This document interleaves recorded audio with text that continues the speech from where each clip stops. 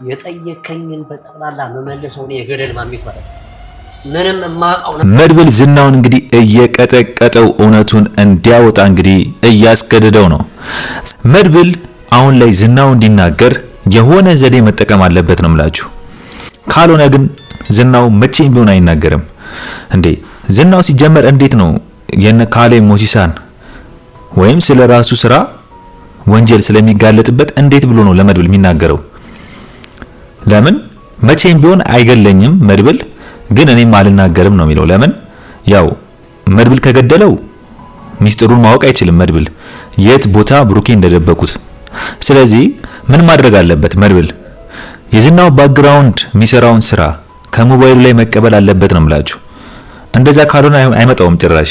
ለምን በቃ መድብል አሁን ላይ ዝናውን ስለቀጠቀጠው ብቻ ሚስጥሩን ይናገርልኛል ብሎ ማመን አለበት ብዬ አላስብም። ዝናው አይናገርም። በጣም የከባድ ወንጀል ነው። አስቡት እንዴት ነው ስለሚሰራው ስራ ወንጀል ለመድብል የሚነግረው? ለዛውም መድብል በጣም ዝናው እንደሚፈልገው እያወቀ። እንግዲህ ዝናው አሁን ላይ እውነቱን ይናገራል ወይስ አይናገርም ነው ዋናው ጉዳይ። መድብልስ ዝናው እንዲናገር ምን ማድረግ አለበት? ስለ ቀጠቀጠው ብቻ ዝናው ያወራል ወይ? ስለ መታው ብቻ ዝናው ይናገራል ወይ ነው። ስለዚህ መድብል የሆነ ቴክኒክ መጠቀም አለበት ብዬ አስባለሁ። ምንድነው ቴክኒኩ የሚሆነው? የዝናው ሞባይል እጁ ላይ ማስገባት አለበት። ፓተርኑን ዝናው አይከፍትለትማ፣ ሄዶ ማስከፈት አለበት ሞባይል ቤት። ያኔ ሞባይል ውስጥ ብዙ መረጃዎች አሉ።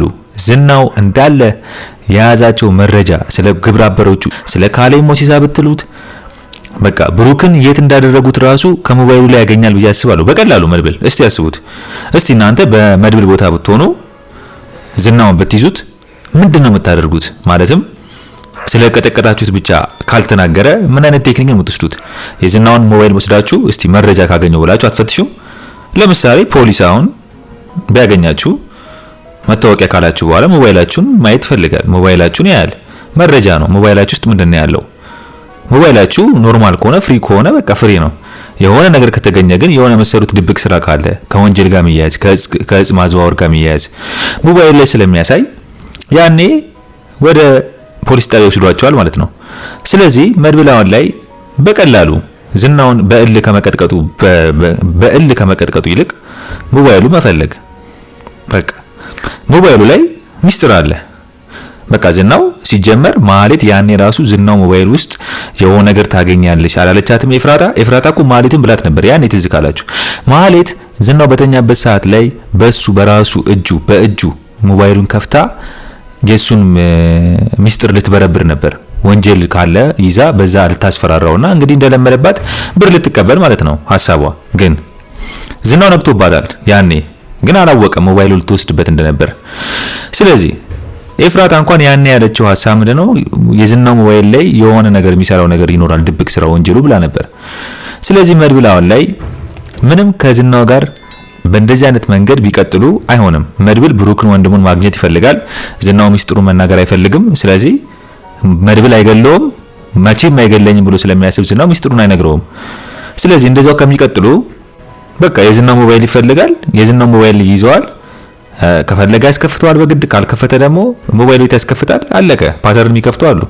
ያኔ ሞባይል ውስጥ ያለውን መረጃ በሙሉ ሙሉ ስራው ይገኝበታል። ያኔ መድብል ይሄንን መረጃውን በሙሉ ለፖሊስ አሳልፌ ነው የምሰጠው፣ ካልሆነ ደግሞ ሙሉ ሚዲያ ላይ ለቅላሉ ይሄ የእጽ ማዘዋወር ስራህን እንዳለ መሰራበት የወንጀል ስራን ይለዋል። ያኔ ዝናው በዚህ በደካማ ጎኑ መጣ ማለት አይደለ? ያኔ ዝናው እሺ ነው የሚለው። ብሩኬ መሞቱን ወይ እንዳሰሩት ወይ እንዳፈኑት የት እንዳደረጉት የት ቦታ ላይ እንዳፈኑት ምን ውስጥ ነው የት አካባቢ ነው ሙሉ መረጃ ይናገራል።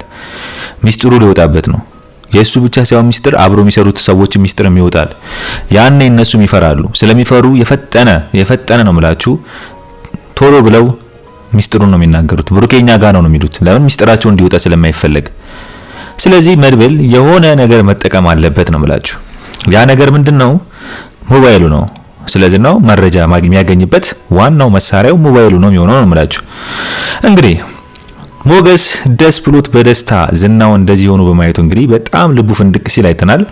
ሞገስ ያው ዝናው በዚህ መንገድ መድብል ይጥለዋል ብሎ አላሰበም። በዚህ መንገድ አጥምዶ ዝናውን አስሮ ጭራሽ እንደዚህ በቃ አያስበውም ሞገስ። ለምን በጣም ከባድ ነው ለሞገስ። ይሄ ማለት ተራራ እንደማለት ነው። ይሄንን የመሰለ ቀመር ቀምሮ ዝናውን መጣል ማለት ይከብደዋል። ስለዚህ መድብል እንደዚህ አድርጎት መድብል በዚህ መንገድ ዝናውን ዝናው ያበበ ደምሰው ልጅ ጉረኛው ዝናው እንግዲህ ማንም አይችለው ዝናው በዚህ መንገድ እንደዚህ ወርቆ ሲያየው በቃ ሞገስ ደንግጧል። በጣም ገርሞታል። እንግዲህ አሁን ላይ ሉላ ምንድነው እያለችው ያለችው? ሞገስ የፈጠነ ሉላ በቃ ነፃነትሽን አግኝተሻል፣ አሁን ላይ እንደፈለግሽ መሆን ትችያለሽ። እንዴ ዝናው እስከ መቼ ነው የሚያስረው? ዝናው ታስሮ ነው እንዴ ዘላለሙን ቁጭ የሚለው? አሁን ላይ ሞገስ እኮ አሁን ላይ ሉላን በቃ እስከዛሬ ድረስ ዝናው ስላልታሰረ ወይም ዝናው በቃ የሆነ ቀን ያገኘናል ብሎ ስለሚሰጋ ነው ሉላ ማጥጣው ከቤት። ግን አሁን ላይ መውጣቷ ስለታፈነች ለሷ ብዙ ጊዜ ታፍና ስለሆነች አሁን ላይ መውጣቷ አሪፍ ነው። ግን ሞገስ አሁን ላይ እስከ መቼ ነው ሉላን አፍኖ የሚኖረው? እስከ መቼ ነው በዚህ መንገድ የሚኖሩት ነው? በቃ ሞገስ አሁን ላይ መቁረጥ ያስፈልገዋል። ሉላ አሁን ያመጣችው ሐሳብ በጣም አሪፍ ነው። ለምን ዝናው ከታሰረላት ክስ መመስረት ትችላለች። አስቡት፣ በጣም ይገርም ነው። ስለ ፍቺ ክስ ትመሰርታለች። ከዛም በኋላ የዝናው ንብረት በሙሉ ሚስቱም ስለሆነች ንብረቷ ነው። ስለዚህ የሚገባትን መውሰድ ትችላለች በጠበቃ በኩል። ስለዚህ አሁን ላይ ለሉላ ጠቀማት። ምንድነው? እንደውም መድብል ዝናውን ሞባይሉን ተቀብሎ በዚህ መንገድ እውነቱን አውጣ አታውጣ እያለ ይንጋትተዋል። ለሞገስ ደግሞ ተመቸው። ዝና ስለታሰረለት ሉላ ደግሞ ክስ መስርታ እንግዲህ ምን ታደርጋለች? አስቡት፣ ስለፍቺው ትጨራርሳለች። ያኔ የህግ ከለላ ጥበቃ እንዲደረግላትም ማድረግ ትችላለች። በቃ በፖሊስ ሁሉን ነገር ማስተካከል ትችላለች። ያኔ ለምን ከዝናው ንብረት ስላላት ሉላም ሀብታም ናት፣ ጠበቃው ይረዳታል ብዬ አስባለሁ። ያኔ ዝናው አሁን መድብል እንኳን የሚፈታው መጥቼ ሉላ እንደፈለኩ ላድርግ አይልም። በቃ ክስ መስርታለች፣ ልፈታው ነው፣ እንደፈለገ እንዳያረጋት ከለላ ህግ ይደረግላታል፣ ከለላ ይደረግላታል ከፖሊስ። ጠበቃዋ በዚህ መንገድ ይረዳታል። አለቀ። ለምን ንብረት አላት፣ ሀብታም ናት። ግማሽ የሱ ሀብት በሙሉ ግማሹ የሷ ነው ሚስት ስለሆነች። ሞገስ ስለ ሀብቱ ስታወራለት እንዴት ከሱ ማለትም የመጣው ሀብት በመጥፎ ነገር ስለሆነ በሚለው መሰለኝ እንዴት ይሄን ታስቢያለሽ ምናምን አላት። ግን ይገባታል፣ በቃ ሚስቱ ናት። እንዴ አሰቃይቶ አኖራታል አይደል? እንዴ ስንት አመት ሙሉ ቀጥቅጦ እኮ ነው ያኖራት። በደስታ እንኳን ሳትኖር ቀጥቅጦ አኖሯት፣ አሰቃይቷት። አስቡት፣ ይገባታል። በቃ ግማሹ ብር ይገባታል። ስለዚህ ሉላ በዚህ መንገድ ዝናውን ማሸነፍ ትችላለች። ዝናው ተፈቶ ሲመጣ የፈጠነ እንደፈለገ ሊቀጥቅጥ ቢል የህግ ከለላ አላት፣ ጠበቃ አላት፣ ሚስቱ ናት፣ ግማሹ ንብረት የሷ ነው። እንደመፈታው ክስ እንደመሰረተች ይነገረዋል። አለቀ። ጦጣ ይሆናል። ምንም አያመጣም ነው የምላችሁ። ሲጀመር ወንጀለኛ ነው። እንደውም ሚስቱን እንደቀጠቀጣት እሷ ክስ መመስረት ትችላለች። ሉላ ሚስኪን ስለሆነች ነው እንጂ በቃ ሚስኪን ናት። ሌላ ነገር አታስብም። ዝናውም በቃ ኃይለኝነቱ ስለምታስብ ትፈራዋለች እንጂ እንደዛ እየቀጠቀጣት እኮ ብትሞትስ የሆነ ቀን አስቡት። ሴት ናት። በጣም በጉልበቱ ነው ያኖራት። ስለዚህ እንደውም ለጠበቃዋ እንደሚቀጠቅጣትም ክሱ ላይ ብታቀርብበት የባሰ እንደውም ሞር ለሱ አሪፍ ይሆናል ብዬ አስባለሁ። በዚህ መንገድ ቀጥቅጦ በቃ ሰላሟን ስላጣች ቅጥቅጥ ስላረጋት ህይወቷን ስላጨለመው ነው መፍታት የፈለገችው እንጂ ዝም ብላ ከመሬት ተነስታ ንብረት ፈልጋ አይደለም። ግን ስትፋታ ግን ንብረት ሚስት ስለሆነች ንብረት መካፈል ግድ ነው። ስለዚህ ትካፈለዋለች ነው የምላችሁ። ምናልባት ንብረቱ በሱ ስም ያላደረገው ከሆነ ማለትም በቃ ሌላ ንብረት ካለው ሌላ ንብረቱን ይጠቀማል። ማያካፍላት ሊኖር ይችላል። ግን በሱ ስም ያለው ተፈራርሞ የተጋቡ ስለሆኑ ግን ሚስት ድርሻዋ የሚገባትን ትወስዳለች ብዬ አስባለሁ። ስለዚህ ለሉላም አሪፍ ነው የሚሆንላት ብዬ አስባለሁ። አሁን ሞገስ ላይ ጠብሽ ነው የለውም፣ ደሃ ነው እንደውም። ግን አሁን ላይ ሉላ ንብረት ይኖራታል። ትንሽ ለሚያስቡት ለወደፊት እቅዳቸውም ይሳካላቸዋል ብዬ አስባለሁ። ዝናውም አሁን ላይ እንግዲህ ሉላ በክስ ከፈታችው ሞገስን ታገባዋለች ሉላ። ዝናው ምንም አያመጣም ብዬ ነው የማስበው። ያው ጠላት ነው፣ ደስ አይለው ሞገስና ሉላ አንድ ላይ ሲኖሩ፣ ግን ምንም አያመጣም። ለሱ ብለው መቼም ተሰደው መኖር አይችሉም። በሀገራቸው ይኖራሉ። ዝናውስ ቢሆን እስከ መቼ ነው ከማይወዳት ሴት ጋር እየኖረ መኖር የሚፈልገው? እስከምትሞት ድረስ እየቀጠቀጠ እያፈናት ሳትወደው ህይወቷን እያጨለመው መኖሩ ለሱስ ምንድነው ነው? ይሄ እርካታው ከሆነ ደግሞ ይሄ እርካታው እስከ መቼ ድረስ ነው መሆን የነበረበት? ስለዚህ አልተሳካለትም። እንደዚህ ያደረገ እስከ መቼ ይኖራል? አልተሳካለትም። ሉላም ጥሎ ሄደች። ማንም ሰው እኮ ከማይወደው ሰው ጋር ዘላለም አይኖርም።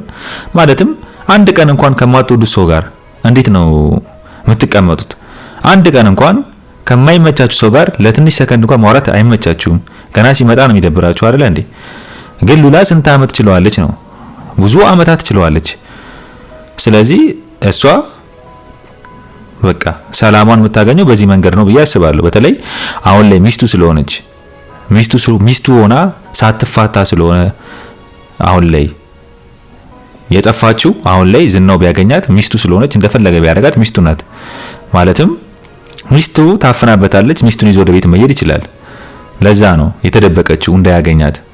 አሁን ላይ ሞገስ ደስ ብሎታል። በቃ ለምን ሉላ በቃ ፍሪቱን ነፃነቷን ትወቲ ማለቱ ነው። ለምን ዝናው ስለታሰረ አሁን ለማንም ይከታተላት አይኖርም። እንደፈለገች ትሁን፣ ነፈስ በይ፣ ፈታ በይ ያላት ነው። ግን ሉላ ያነሳችው ሐሳብ በጣም የሚገርም ነው። ደስ ብሎኛል። እኔም ተመችቶኛል።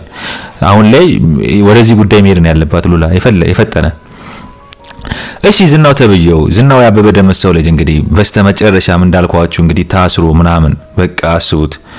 ታስሮም እንግዲህ ጉራውን አልቻልነውም እኮ ታስሮ ራሱ እንዴት እንደሚሆን አስቡት። በቃ ታስሮ አይለቀውም። ያ እንትኑ እልሁ ምናምን ያ ጉልበተኝነቱ አለ በቃ ውስጡ መንፈሱ ላይ ስለሆነ። ስለዚህ መድብል እንዴት አድርግቶ ነው ዝናውን እውነቱ እንዲናገር የሚያደርገው ነው ዋናው ፖይንት። እንዳልኳችሁ ምን መጠቀም አለበት? እናንተስ ሐሳብ አስተያየታችሁን በኮሜንት ላይ ጻፉልኝ። መድብል ምን አይነት ቴክኒክ በመጠቀም ነው ስለ ብሩኬ እውነታውን ዝናው እንዲነግረው ማድረግ ያለበት? መድብል አሁን ላይ አስሮ ስለቀጠቀጠው ብቻ ዝናው እውነቱን ያወጣል ብላችሁ ታስባላችሁ? ወይስ ምን አይነት ቴክኒክ ነው መጠቀም ያለበት? ምንድነው የምትሉት እናንተ? ሐሳብ አስተያየታችሁን በኮሜንት ጻፉልኝ። ምን ማድረግ አለበት መድብል? አሁን ላይ የቀጠቀጠው ነው በጉልበት ዝናው አልናገርም እያለ ነው። ለምን አይገለኝም ብሎ ያስባል ዝናው። ለምን መድብልም ዝናው ስለ ብሩኬ እውነቱን እስካልነገረው ድረስ አይገለውም። ስለዚህ ስለማይገለው ዝናውም አልናገርም ብሎ ጊዜ ነው የሚፈጁት። ስለዚህ የሆነ ደካማ ጎኑን የዝናውን የሚያገኝበት መንገድ ምንድነው? በምን አይነት ቴክኒክ ነው መድብል ዝናውን ሊያሸንፈው የሚችለው? ወይም ስለ ብሩኬ እውነታ ዝናው እንዲነግረው መድብል ምን ማድረግ አለበት ሚለውን ሐሳብ አስተያየታችሁን በኮሜንት ጻፉልኝ። እንግዲህ ኤፍራታ አሁን ላይ መድብልን አግኝታው ዝናውን ፍቱት ምናምን ዘበዝኬ ብላለች። ምንም አሁን ላይ እኮ በቃ ሁሉ ነገር አልቋል። ዝናው ከተፈታ ኤፍራታን አይለቃትም። ለምን? ኤፍራታን ያሳዘችኝ ብሎ ስለሚያስብ ቅጥቅጥ ነው የሚያደርጋት፣ ይገላታል። ግን ኤፍራታ መልሱን ታዘጋጅለት። መድብል ለኤፍራታ መጥቶ ያድናታል ብዬ አላስብም። ለምን? መድብል የራሱ ህይወት አለው። ማለትም አሁን ላይ ስለ ብሩኬ ሐሳብ ነው ያለው እንጂ ስለ ኤፍራታ መጥቶ ይከላከልላታል ብዬ አላስብም። ቀኑ ሙሉ ከሷ ጋር አይውል፣ ቀኑ ሙሉ ከሷ ጋር ላይ ያድር ባለው አይደለ? እንዴት ብሎ ግን ዝናው ከተፈታ ይሄ ሚስጥር አውጥቶም ቢሆን ብቻ ከወጣ ኤፍራታን እንዳያሳዘችው ስለሚያውቅ ኤፍራታን አይለቃትም። ኤፍራታ ትዘጋጅበት። አሁን ላይ ዝናው የሚያሳምን መልስ መናገር አለባት ብዬ አስባለሁ። ካልሆነ ኤፍራታ እንዳትጎዳ ዝናው ሲፈታ እነ መድብል ኤፍራታ እንደያዟትና ኤፍራታም ሌላ ችግር ውስጥ እንደገባች የሆነ ድራማ ፈጥረው ዝናውን ማሳመን መቻል አለባቸው። ማህሌት በጣም የገረመችኝ መድብል እኮ ሞቷል ስትባል እንዴት እንደሆነች ደስታዋ ከዝናው በላይ ነው። የማህሌት ጭካኔ ደግሞ በስማ ጥግ ድረስ ሆኗል። አሁን ላይ ሰው ሞቷል የተባለች በጣም ደስታዋ ኦቨር ነው ነው። ስለዚህ ብሩኬ ቢሞትም ደስ ነው የሚላት። በቃ ለሷ ደስታዋ ነው። በጣም ነው የምትገርመኝ ማህሌት አሁን ላይ ሳስበው። የሷ ደግሞ በጣም ይለያል። ኦቨር የሆነ ደስታ ነው ያየሁባት። አስቡት። ለምን? ለዛውም እኮ 100,000 ብር እኮ በልታለች። ቢሞት ራሱ 100,000 ብር አለባት። መች ልሰጠው ነው? 100,000 ብር ገና አይለቃትም። መድብል አይለቃትም። ከእስር ቤት ወጥቶ የሌለውን ብር እንግዲህ ትናገራለች፣ እውነቱን ብዙ ሚስጥር ታወጣለች በሚል ለቋት 100,000 ብር ሰጥቷት። በጣም ነው የሚያሳዝነኝ። መድብል ቃሏን አጥፋለች፣ አይለቃትም። ዝናው ኤፍራታን እንደማይለቃት መድብል ማህሌትን አይለቃትም ነው የምላችሁ። ማህሌት ጉዷ ነው፣ ትዘጋጅበት። ገና ምን እንደሚጠብቃት ትዘጋጅበት። ስለዚህ መድብል ሞቷል ብላ ደስተኛ ሆነች። ግን መድብል አለ አሁን ላይ ማህሌትን ዱቄት ነው የሚያደርጋት፣ ትዘጋጅበት። መድብልም እንግዲህ ዝናውን ያው ስማርት በመሆን በደካማ ጎኑ በመጠቀም እውነቱን እንዲናገር ማድረግ አለበት ብዬ አስባለሁ። እናንተ የሚሰማችሁን ሐሳብ አስተያየታችሁን በኮሜንት ጻፉልኝ። የዛሬው አስተያየቴ ይህን መስል ነበረ። በሌላ ቪዲዮ እስከምንገናኝ ድረስ ቸር ያቆይልኝ።